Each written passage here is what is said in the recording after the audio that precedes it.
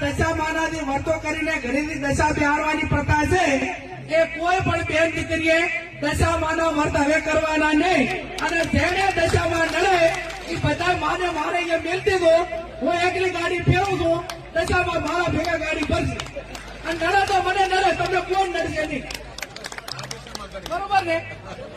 પછી આ ભુવાનું ને એનું જો ને એ કંટ્રોલ બારું છે, પણ મહેરબાની કરીને કોઈ ભુવામાં ફસાતા નહીં.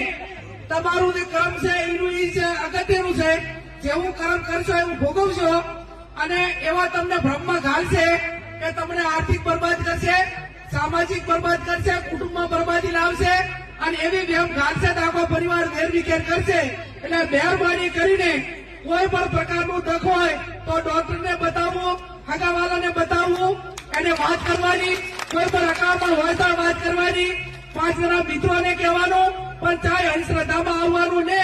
અને ભોપા જો આખા તેનું બધું મટાડી દેતા હોય તો હું કેશોદી આ સાહેબ બે તમે કોઈ ભોપાની બાધા રાખો અને અમે તમારે અહીંયા કોઈ પણ કામ ના કરો અને ચૂંટણીમાં ફોર્મ ભરા દીધા.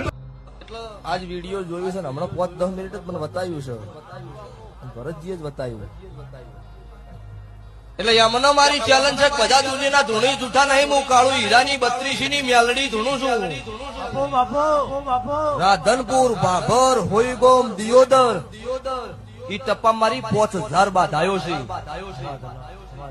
તમારા ડોક્ટર અને તમારા જેટલા નેતાઓ હોય એટલા બધા લાવો ને દુઃખ બંધ કરો 5 મિનિટ માટે. તો મને ખબર પડે કે હું દુનિયામાં જેરું જૂઠું છું.